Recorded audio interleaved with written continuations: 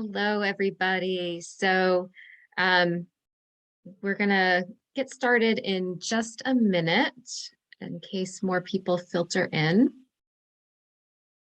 Welcome. I hope you all are doing well tonight and your new year is off to a great start. I can't even believe that it's 2022. It's wild.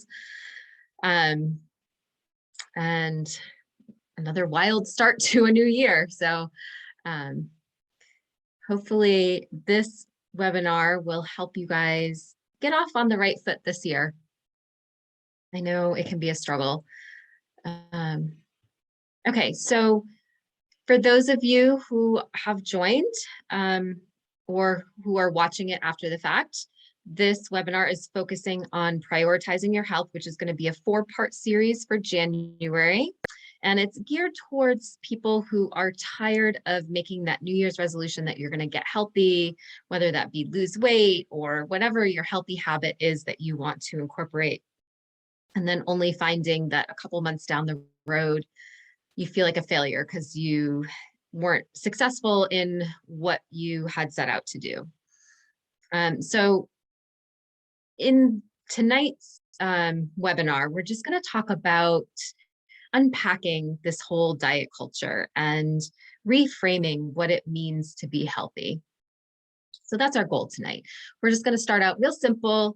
We're going to build on everything that we talk about each week so that by the end of January, you really have things under some good skills under your belt. So let's see, we've got some people joining.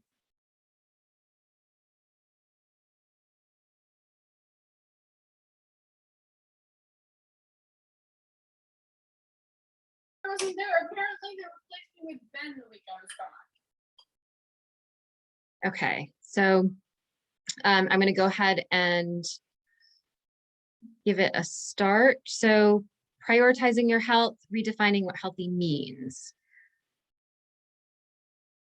So tonight we're going to talk about what is healthy and how society defines healthy. So what is the true meaning of health, how society defines it, which can become ingrained in us, and how we can undo all that societal learning. If at any time you have questions, please put it in the chat. Happy to answer. So defining health, the World Health Organization, who defines it as complete physical, mental, and social well-being, not merely the absence of disease or infirmity.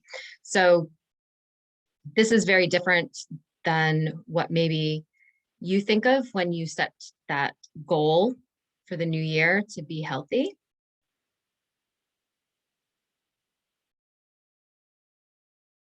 So I put this up for fun because a lot of people have it in their head that there's this picture of health, right? That typically it is thin and somewhat muscular, oftentimes without any excess fat. And I put this up because nobody judges animals for having extra fat, being larger or smaller, having odd shapes. They come in all different sizes and shapes, and we don't pass judgment on that. Yet we do that to ourselves and other humans all of the time. Nobody would look at any of these animals and declare that they were unhealthy just by looking at them, unless they had, something wrong with their skin or their fur, or, something along those lines. But looking at these animals, you think they're in good health for the animals that they are. And then you have this whole culture. So weight loss in itself is a $73 billion industry. Like, that's massive. And it keeps growing every single year. It keeps increasing. There's more money in it. And it's all based on the lie that we can all obtain this perfect body and that we will have happiness when we reach this perfect being that no one can actually obtain or sustain.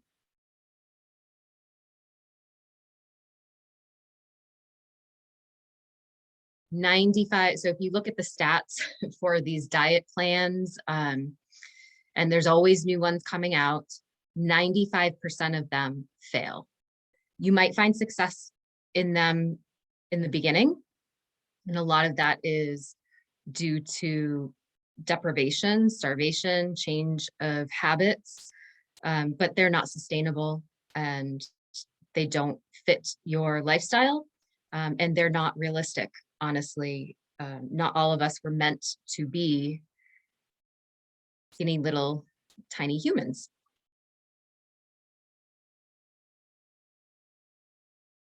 So all of us, I think, have been indoctrinated into this diet culture, and we might not even realize it. It kind of sits below the surface in our minds, and it's been internalized. We have internal dialogues. We judge other people that we see. We judge ourselves when we see pictures of ourselves or when we look in the mirror. Even if we think that we're not doing that. So I'm not going to ask anyone to offer up what their thoughts are. I'm not putting anyone on the spot, but I am going to show you some pictures, and I want you to really pay attention to the first thing that comes to your mind, kind of your gut feelings. So when you look at these images, what are you feeling about these individuals? What was the first thought that you had? Really take a minute to examine that and question where that's coming from. You actually can't predict someone's health by looking at their size. There are some factors in terms of lifestyle that absolutely can determine whether or not you're going to gain weight. And they also predict outcomes in terms of disease, right? So diabetes, maybe heart disease, but a person's size does not actually indicate health. It's not a predictor of heart disease and diabetes or any of that. Those are all tied and linked to lifestyle. So those are two very distinct things. You can have someone that is extremely healthy, but categorized in overweight or obese. And you can have someone that is very thin and has high cholesterol and can be a diabetic. There are no categories in terms of weight. Then I want you to think, what was your initial thought when you see these pictures? How do you feel looking at them? Is it a different feeling? Do you judge them differently? Do you have different ideas about their lifestyle and their health? Chances are you do. Most people will have that underlying judgment, and at no fault of our own. It doesn't mean anything about you as a person morally. It's just the society that we are in. So the messages around health and wellness that we have all subscribed to is that you need to deprive yourself, right? You need to eat less, only eat within a certain window of time, smaller portions, lower calories, go without dessert, go without the foods that you tend to love. Punish yourself. So especially January is the prime example of this. How many people join gyms or start working out because they feel that they were bad over the holidays, that they made bad choices or that they gained weight and that they need to punish themselves and do workouts that they don't enjoy as punishment to make up for that. And then tricking yourself. So playing tricks on yourself about, well, I really want French fries, so instead I'm going to have carrot sticks. Your mind, your body knows the difference, and you are going to go back to feeling like you're deprived. And all of that, again, goes back to the belief that skinny equals healthy, and it doesn't.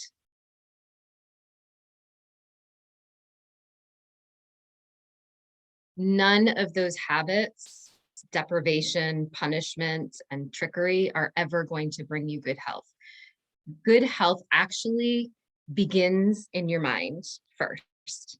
You cannot have good health until your mind is in the right place and you are looking at things very differently. And we can't do that in our current diet culture.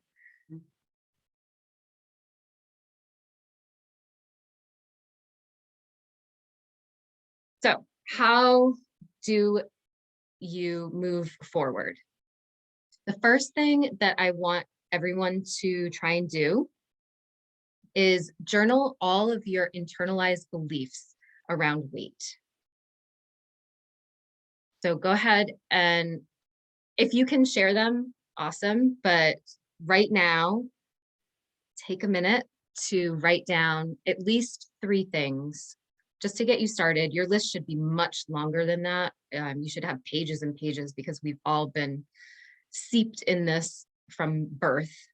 So just write down 3 things that you are fully aware of that you've internalized around weight.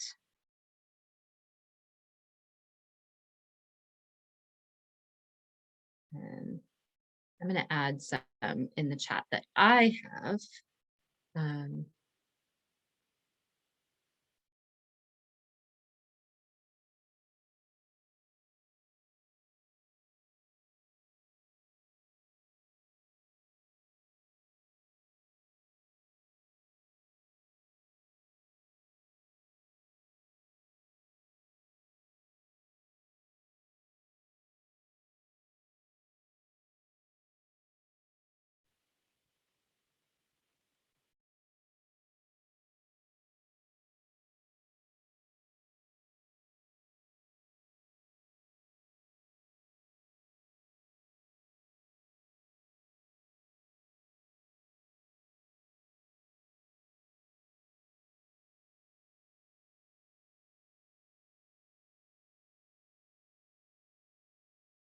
all right, so the 3 that I have put in the chat are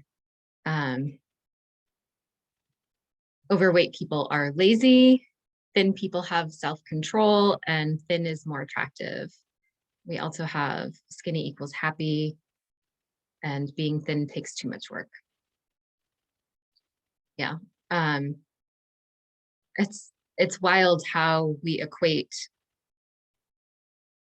being thin. We'll be happy when we're at this weight, and we don't allow ourselves to have that joy and that happiness now.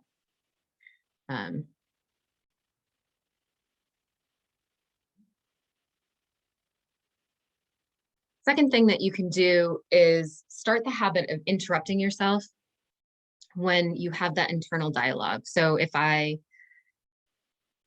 start criticizing myself or others, we all tend to pass judgment on others, like I said. Stop yourself. Be really intentional about stopping that dialogue and redirecting it and replacing it with something else, even if it's neutral. So it doesn't have to be body positive yet. That takes a long time to get to. There's a lot of stuff that you have to work through, but body neutral should be the goal. So if you're, feeling bad about maybe having gained a couple pounds over the holidays and you're looking in the mirror, beating yourself up because your pants are a little tighter than they were before, switch that dialogue and think about, yes, instead of being negative, you can say, yes, I gained some weight. I really enjoyed these holidays, and start thinking about the joy that it brought you when you were having those special treats and the people that you were surrounded with.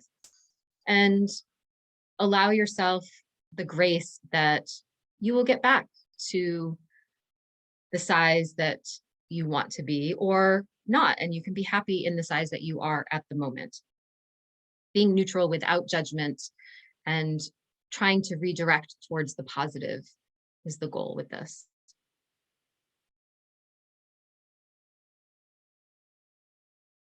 All right. And then the next thing that you should do, and we'll do some together here, put down 3. Make a list of all the incredible things that your body does for you. So we beat our bodies up, we put it through the ringer, especially when we subscribe to diet culture. We do some really horrible, messed up things to our bodies. Um, and we never really take the time to really focus on all of the things that our body is incredible at. So I want to just take a minute and list 3 things that you are grateful for your body.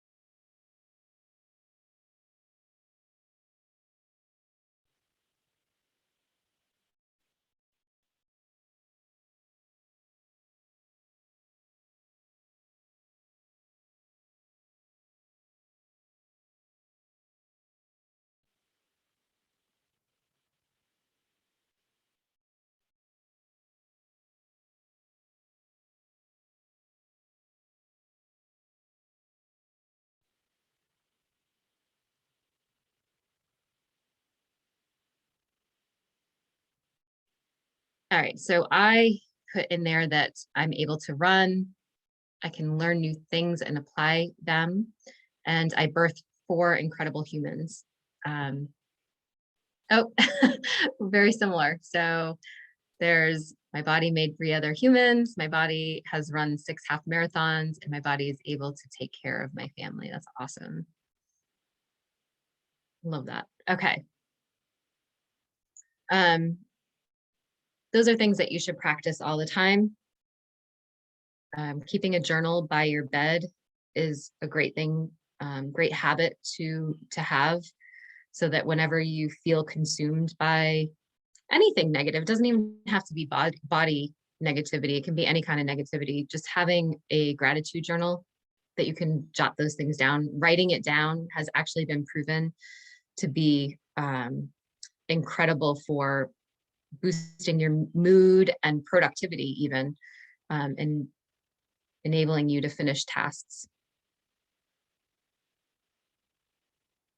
This is a huge one. So curating your social media to actually reflect real people, and what real people look like, not ones with filters or that have altered their appearance for the sake of social media.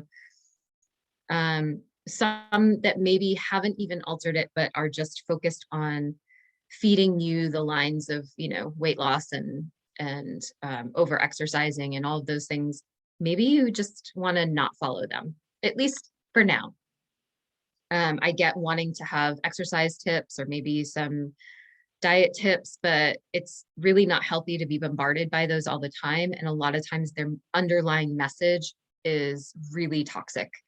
So curate your social media, be really intentional about what you are consuming, not just through food, but also through your media. It impacts you more than you could possibly know. And if anyone needs some direction in terms of who to follow, I'll put that up in the class notes. There are a lot of really great body positive social media influencers that you can follow that I highly recommend.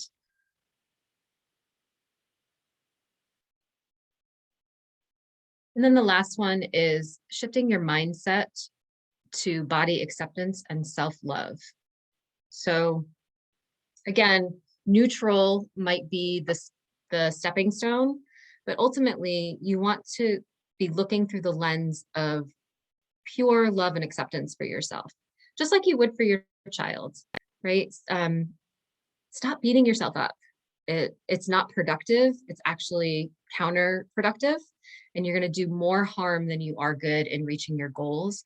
So if you can start to enjoy your life now as your body is right now, whether it's healthy or unhealthy, overweight, underweight, whatever the case may be, shifting your mindset to acceptance and loving yourself as you are in the moment is going to give you leaps and bounds to reaching whatever goal that you have. All right, so kind of breeze through. If you have any questions or things that you want me to go back to, let me know. I really want you to practice those 5 things until we meet next week. Hopefully you are able to join me next week as well. Next week's topic, we're going to be focusing on creating healthy habits that stick. So it's one thing to come up with a list of habits that you want to change, and it's a whole nother thing to actually curating habits that are achievable and that become a part of your daily life forever, not just for a month or 3 months or 6 months. If your goal is to be healthy, that should be your goal forever, right? It's something that you are never going to obtain fully, and it's always going to be something that you have to be working towards. And the more healthy habits you can incorporate into your life every single day, the better off you're going to be. And part of those healthy habits start with these 5 things that we went over tonight. So that is a great starting place. And again, if you have any questions, thoughts, anything, let me know now. This is going to go up as a recording on the classroom. So if you aren't thinking of a question now, or you're joining us not live and you want to ask questions, you can do that. That has been enabled in the class. So.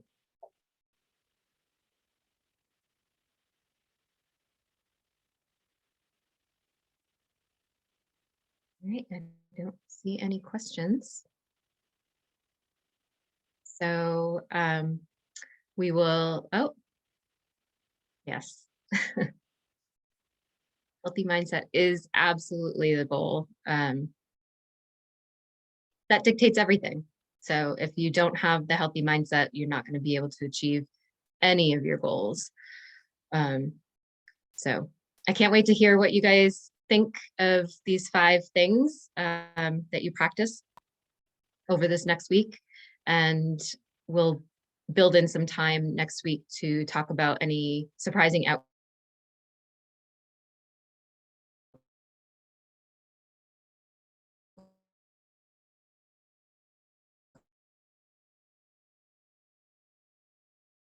next week. Take care, everyone.